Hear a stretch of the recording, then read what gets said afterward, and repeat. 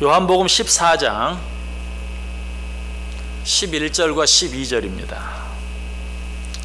요한복음 14장 11절과 12절 두 절 말씀을 제가 대독해 드립니다. 내가 아버지 안에 거하고 아버지께서 내 안에 계심을 믿으라. 그렇지 못하겠거든 행하는 그 일로 말미암아 나를 믿으라.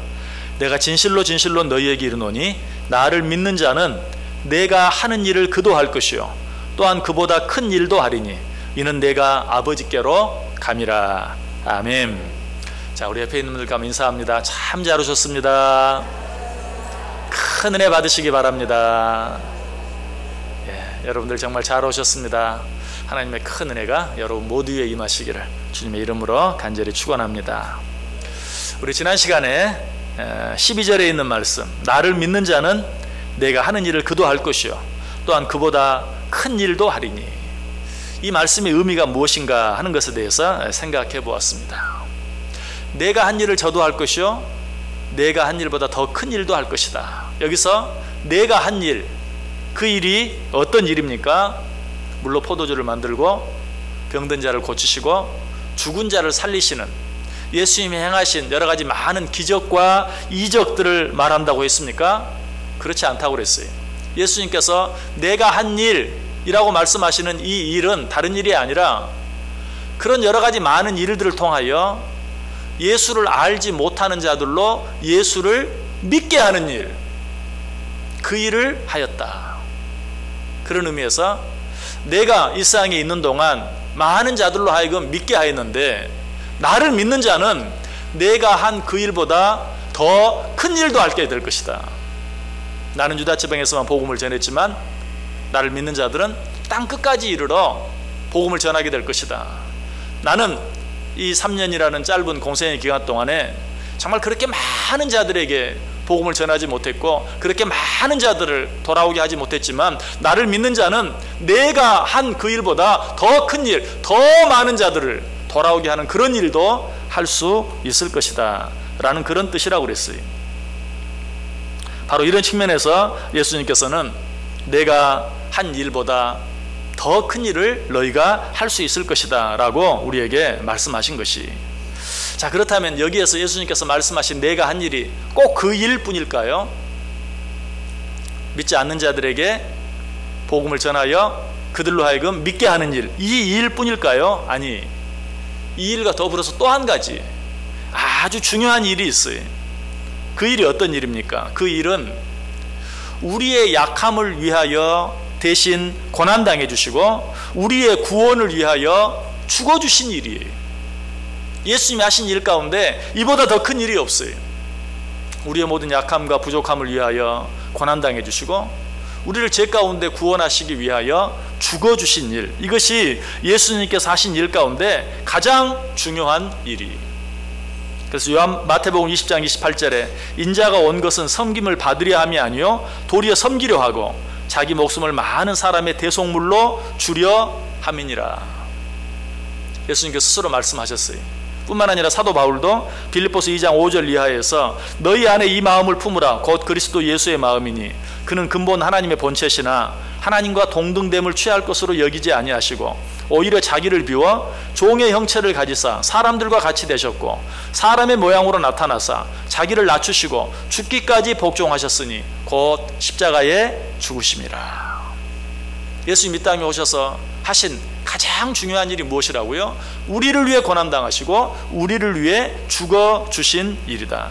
한마디로 예수님께서는 우리로 하여금 하나님을 믿게 하기 위하여 우리를 섬기다가 결국은 우리를 위하여 죽어주시기 위해서 이 땅에 오셨고 실제로 그렇게 하셨다라는 것이, 예수님께서는 믿음이 있는 자들은 이런 일도 할 뿐만 아니라 이보다 더 큰 일도 할 것이다 라고 했는데, 그렇다면 이 일은 어떤 일이 되겠어요? 많은 사람들이 주님께서 우리를 위해 고난당한 것처럼 주를 믿는 많은 자들이 하나님께서 우리에게 붙여준 모든 자들을 위해서 대신 고난당하고 또 그들을 섬기는 그 일들을 하게 될 것이다. 아니, 그들을 위하여 죽는 일도 하게 될 것이다. 실제로 누가 그렇게 했습니까? 베드로가 그렇게 했어요. 베드로는 복음을 위하여 죽었어요. 그런데 예수님도 죽었는데 베드로도 순교했어요. 그러나 그 일이 둘 일 가운데 어떤 일이 더 크다 라고 말하는 건 쉽지 않잖아요. 그러나 사도 베드로는 어떻습니까? 십자가를 거꾸로 지고 죽었어요. 예수님은 우리를 위해 십자가를 지고 죽으셨는데 예수님께서 베드로는 십자가를 거꾸로 지고 죽기까지 했어요. 어쩌면 예수님께서는 내가 한 일을 저도 할 것이요 내가 한 일보다 더 큰 일도 할 것이다 라고 말씀하시면서 복음을 위해 죽게 될, 순교하게 될, 십자가를 거꾸로 지고 죽게 될 베드로를 생각하셨을지도 몰라요. 또 사도들 뿐만이 아니죠. 우리가 너무나 잘 아는 위대한 믿음의 선배였던 주기철 목사님이나 손양원 목사님 생각해 보세요. 주기철 목사님도 신앙을 위하여, 복음을 위하여 못 위를 걸어가기까지 한, 역시 이것도 양손 양발에 못 박혀 십자가에 달린 일과 비교했을 때 어느 것이 더 큰 일인가 라고 경중을 따지는 것이 우습지만, 그러나 인간적으로 생각해 보았을 때 강제적으로 양손과 양발에 못이 박힌 그 일도 정말 너무나 괴롭고 힘든 일이지만 자기 스스로 못판 위를 걸으신, 한 번이 아니 두 번이 아니 여러 걸음을 죽기까지 그 못판 일을 걸은 그 일도 결코 작은 일이 아니. 손양호 목사님은 어떻게 하셨습니까? 자기 두 아들을 쌓아 죽인 자들을 자기의 양자로 삼고 용서하고 사랑하고 그들을 하나님의 종으로 세우기까지 한 그런 일들을 보게 돼요. 이런 모든 일들을 보면서 예수님께서는 지금 말씀하시는 것이, 나를 믿는 자는 내가 한 일을 저도 할 것이요 내가 한 일보다 더 큰 일도 할 것이다. 이것이 어떤 기적, 어떤 이적을 행하는 일을 말하는 것이 아니라 내가 너희를 위하여 이 땅에 와서 고난당하고 내가 너희를 위하여 죽어 주기까지 한 것처럼 나를 믿는 자들은 너희도 그런 일을 할 뿐만 아니라 내가 한 일보다 더 큰 일을 할 것이다. 나는 너희를 위하여 십자가를 지고 죽었지만 너희 가운데 십자가를 거꾸로 지고 죽을 자도 있을 것이다 라고 오늘 우리에게 말씀해 주고 있는 것이, 바울 사도는 이런 능력을 생각하면서 내게 능력 주시는 자 안에서 내가 모든 것을 할 수 있느니라 라고 말했어요. 우리는 이 말씀을 생각할 때마다 하나님께서 능력을 주시면 세상 모든 사람이 할 수 없는 일들을 하게 되고, 세상 모든 사람보다 더 강하게 되고, 세상 모든 사람보다 더 부하게 되고, 세상 모든 사람보다 더 높아지게 될 것이다 라는 말씀으로만 생각할 때가 많아요. 그러나 사도 바울이 말한 의미, 내게 능력 주시는 자 안에서 내가 모든 것을 할 수 있다, 내게 능력 주시는 자 안에서 예수님께서 행하신 그 일뿐만 아니라 그보다 더 큰 일도 행할 수 있다 라고 말한 것은, 주님이 내게 능력 주시면 주님이 나를 위해 당하신 그 고난보다 더 큰 고난도 당할 수 있다. 주님께서 내게 능력 주시면 주님께서는 십자가를 지고 죽어주셨지만 나는 십자가를 거꾸로 지고도 죽을 수 있다 라는 그런 의미로 말씀하고 있다는 사실이, 여러분, 우리는 하나님께서 우리에게 주신 능력을 인간적인 방법으로만 생각하면 안 돼요. 내게 능력 주시는 자 안에서 모든 것을 할 수 있다. 여러분, 바울이 말한 것이 바로 그런 것을 의미한다는 사실을 가장 확실하게 증거해 줄 수 있는 내용이 있어요. 그건 무엇입니까? 바울 자기 자신에게는 육체적인 질병이 있었어요. 그럼에도 불구하고 자기 자신의 질병도 사도 바울은 고치지 못했어요. 문제를 해결하고 병을 고치는 것이 능력이라면 사도 바울은 능력이 없는 사람이에요. 여러분, 병을 고치고 문제를 해결하는 것은 능력이라기보다는 실력입니다. 내가 원하는 대로 무엇을 되게 하는 것, 그것은 실력이에요. 그럼 능력은 뭘까요? 내가 원하는 대로 무엇이 되지 않아도 끝까지 참고 끝까지 견딜 수 있는 것, 끝까지 기다릴 수 있는 것, 아니 그런 가운데서도 더 기뻐하고 더 감사하고 더 찬송할 수 있는 것, 내 생각대로 되어지지 않고 내 때로 되어지지 않는 일에도 불구하고 믿음의 소중해 보지 아니하고 하나님을 더 사랑하고 하나님께 더 감사할 수 있는 것, 여러분, 이것이 능력이에요. 다른 말로 하면 실력이 있는 사람은 절대로 지지 않는 사람이에요.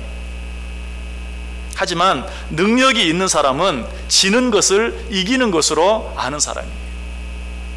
예를 들어 얘기해 보면, 남한테 한 대 맞았다고 해서 나는 그냥 화가 나서 그 사람을 2단 옆차기로 차서 쓰러뜨릴 수 있는 사람, 이런 사람은 실력이 있는 사람이에요. 그러나 남에게 한 대 맞았을 때 한 대 맞을 뿐만 아니라 반대쪽 뺨도 돌려댈 수 있는 사람, 이런 사람이 바로 능력 있는 사람이에요. 그래서 예수님께서도 말씀하시죠. 또 눈은 눈으로 이는 이로 갚으라 하였다는 것을 너희가 들었으나 나는 너희에게 이르노니 악한 자를 대적하지 말라. 누구든지 내 오른편 뺨을 치거든 왼편도 돌려대며 또 너를 거발하여 속옷을 가지고자 하는 자에게 겉옷까지도 가지게 하며 또 누구든지 너를 억지로 오리를 가게 하거든 그 사람과 심리를 동행하고 내게 구하는 자에게 주며 내게 꾸고자 하는 자에게 거절하지 말라. 내 오른뺨을 치거든 왼뺨까지도 돌려대라. 겉옷을 달라고 하면 속옷까지도 내어줘라. 겉옷을 달라고 하니까 그 사람의 겉옷까지 빼앗아 버리는 사람, 이런 사람은 실력이 출중한 사람이에요. 그러나 능력 있는 사람은 아니에요. 능력 있는 사람은 어떤 사람이라고요? 겉옷을 달라고 하면 겉옷뿐만 아니라 속옷까지도 내어줄 수 있는 사람이 바로 능력 있는 사람이다. 이 말씀이 어떻게 시작하고 있어요? 눈은 눈으로 이는 이로 갚으라는 말을 너희가 들었으나, 눈은 눈으로 이는 이로 갚는 사람, 이 사람 어떤 사람이에요? 실력자예요. 그러나 그렇게 하지 아니하고 오른뺨을 치면 왼뺨까지도 돌려주고 겉옷을 달라고 하면 속옷까지도 내어주고 오리를 함께 가자고 하면 심리를 함께 가주는 사람, 이런 사람이 바로 능력이 있는 사람이다. 이런 면에서 예수님은 능력 있는 분이셨어요. 왜? 예수님이 40일 금식하셨을 때 사탄 마귀가 무엇을 들고 와서 돌덩이를 들고 와서 이 돌로 떡을 만들어 먹어라. 이때 사탄 마귀가 요구한 것처럼 그 돌로 떡을 만들어 먹는 사람, 내가 그거 못할 것 같으냐? 돌아 떡으로 변해라. 거기서 떡을 먹는 사람, 이 사람은 실력자예요. 실력이 굉장한 사람이에요. 그러나 예수님은 그렇게 하지 않았죠. 뭐라고 말합니까? 사람이 떡으로만 살 것이 아니라 하나님의 입에서 나오는 말씀으로 살 것이니라. 오히려 마귀를 책망하고 마귀를 물러가게 합니다. 이것이 바로 능력이에요. 우리는 실력과 능력을 착각하면 안 돼요. 예수님을 잡기 위해서 군사들이 검과 몽치를 가지고 왔죠. 그때 대제사장의 종이었던 말고도 함께 왔어요. 그때 베드로가 어떻게 합니까? 칼집에서 칼을 꺼내 그 말고의 귀를 잘라버립니다.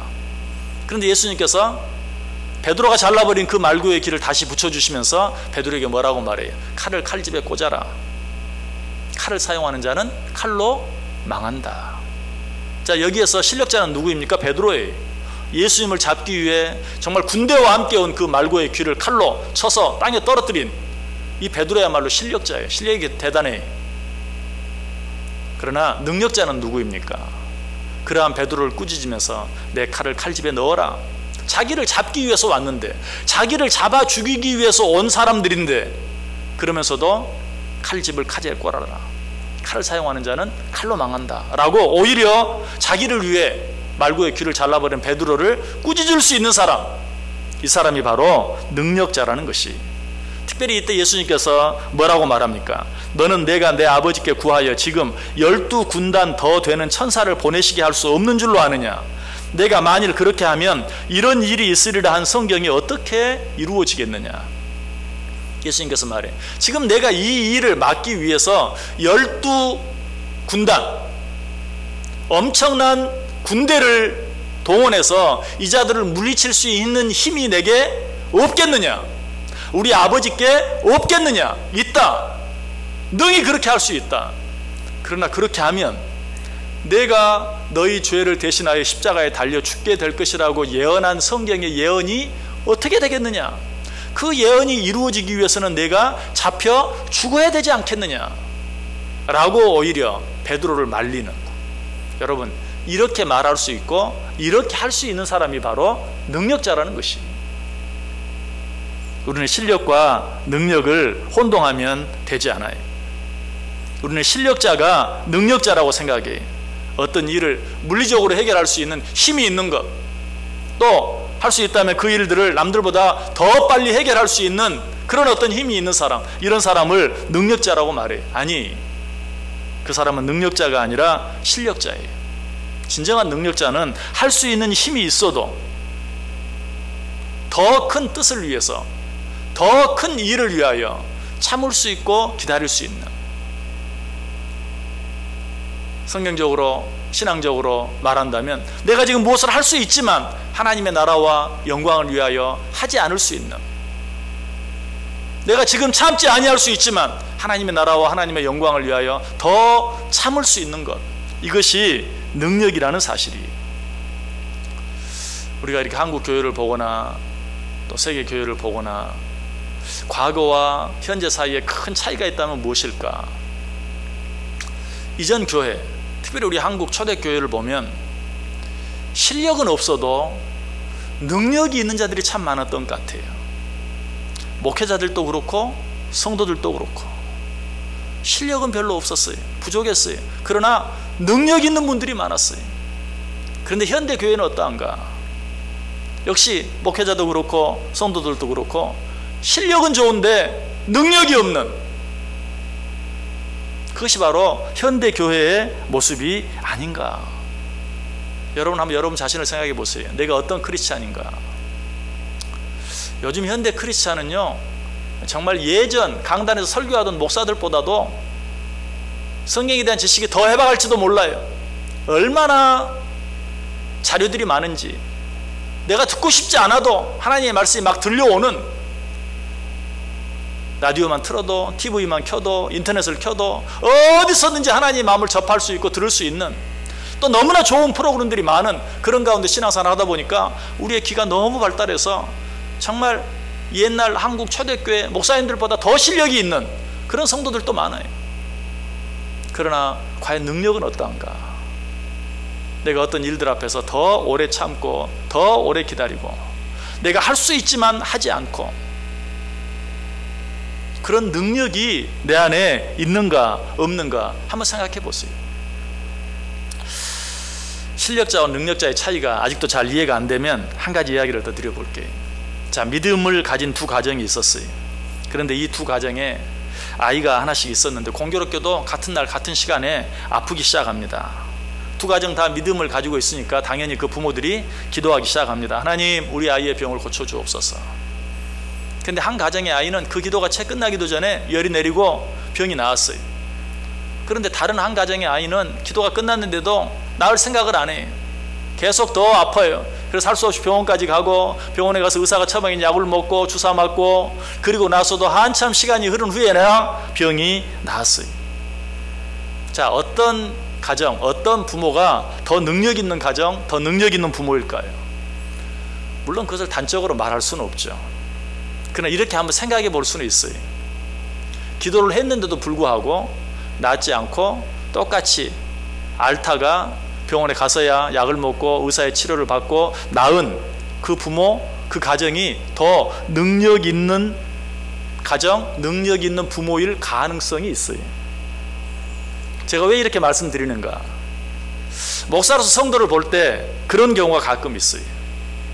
자, 주보를 만듭니다. 그런데 주보에 보면 뭐 사람들의 이름이 많이 나오죠.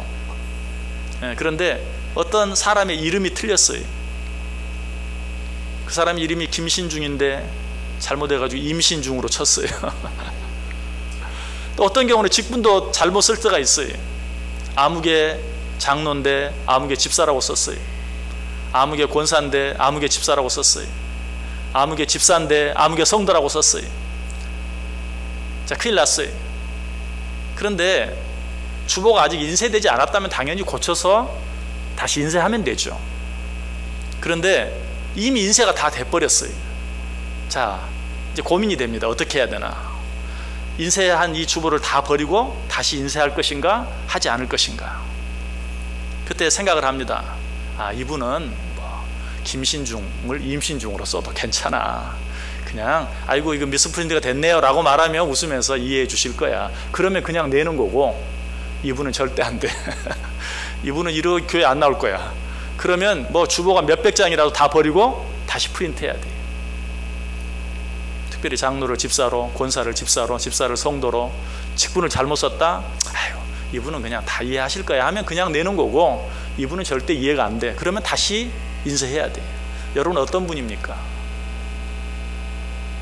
여러분은 어떤 분이? 목사가 성도들을 대할 때도 그런 마음으로 대할 수 있는 것처럼 하나님께서도 그렇게 대할 수 있는 것이. 자, 아파요. 기도했어요. 이 사람은 지금 즉시 고쳐주지 않으면 하나님이 어디 있냐고 하나님 떠나버릴 것 같아. 그러면 어때? 고쳐줘야지 어떻게. 근데 그렇지 않아도 그럴 수도 있지. 뭐 사람이 피곤하면 몸살이 날 수도 있고 또 갑자기 날씨가 추워지면 감기도 걸릴 수 있지 라고 하면서 여전히 변함없이 하나님 사랑하고 하나님께 기도하고 그 믿음에 손해보지 않을 것 같으면 하나님이 좀 더 내버려 둘 수도 있어요. 여러분, 제가 너무 억측을 부리는 겁니까? 아니, 실제로 성경이 그래.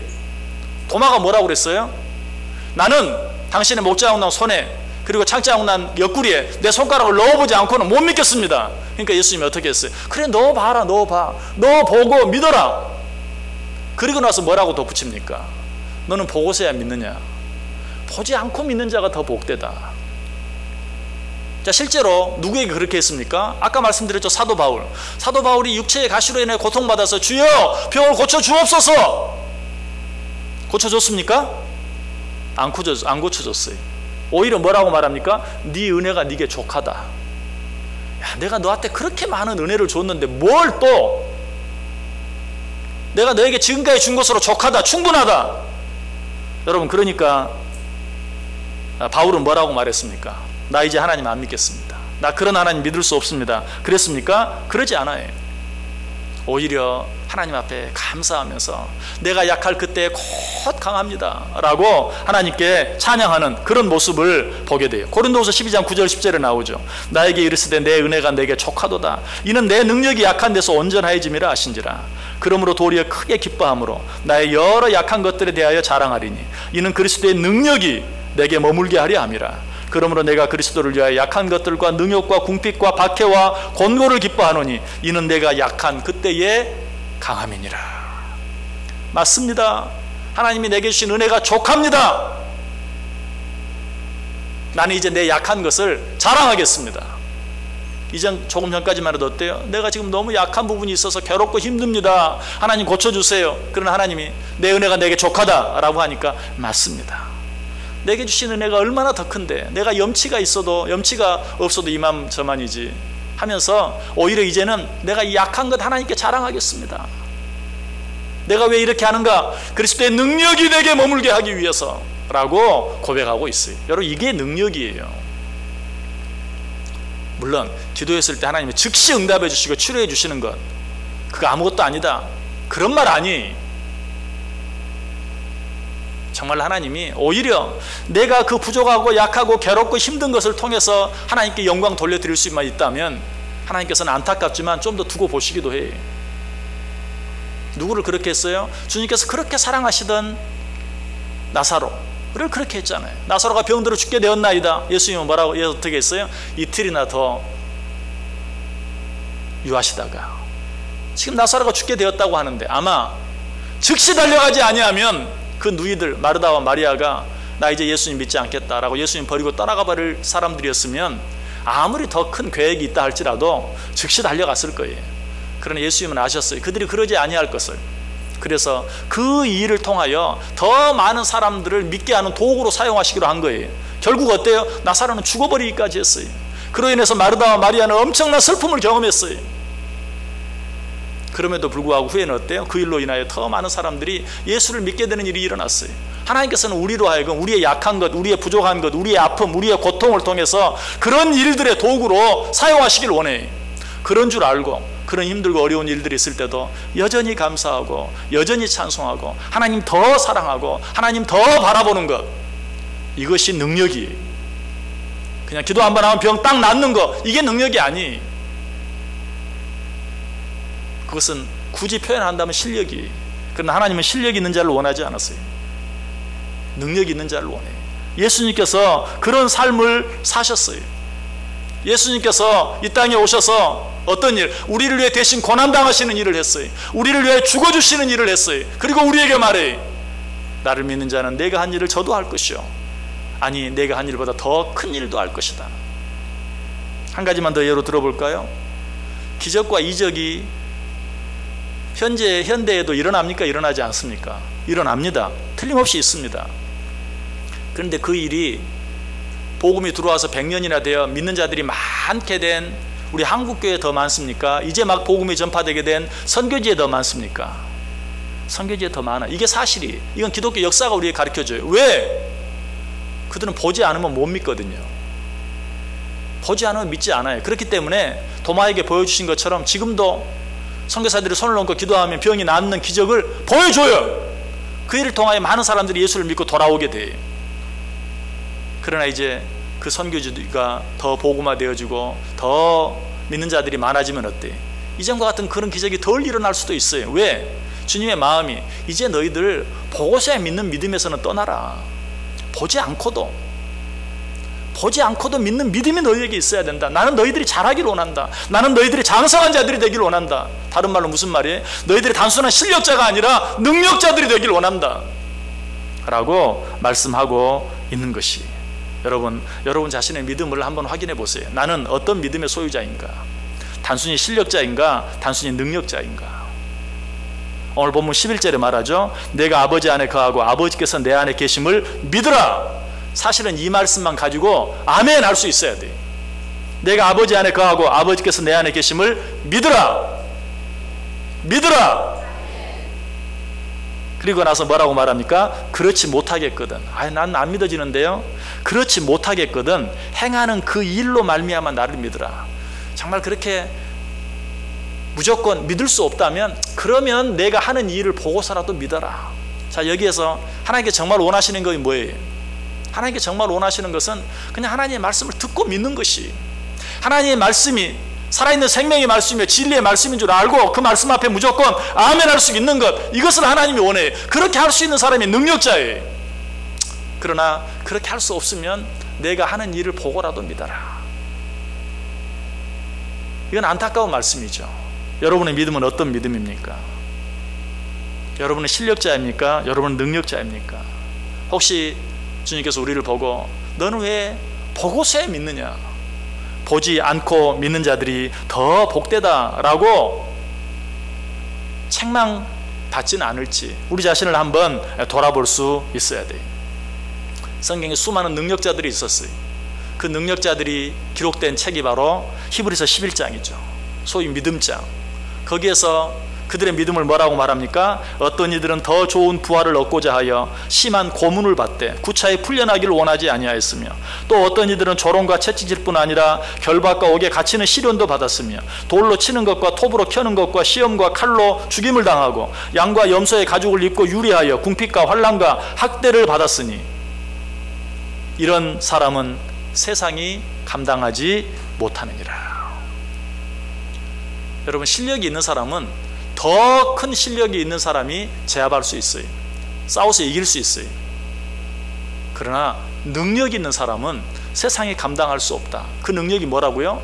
싸워서 이길 수 있는 능력? 아니, 고난을 당하고 핍박을 당하고 시련을 당하면서도 구차히 피하려고 하지 아니하고 하나님의 나라와 영광을 위하여 그것을 기꺼이 감수해내는 사람, 기꺼이 참고 견디는 사람, 이런 사람은 세상이 감당할 수 없다. 무슨 말이에요? 이런 자들이야말로 진정한 능력자들이다. 여러분, 능력자들이 되시길 바랍니다. 그래서 하나님 앞에 갔을 때 너는 내가 한 일보다 더 큰 일도 했다 라고 칭찬받을 수 있게 되기를 주님의 이름으로 간절히 축원합니다. 기도하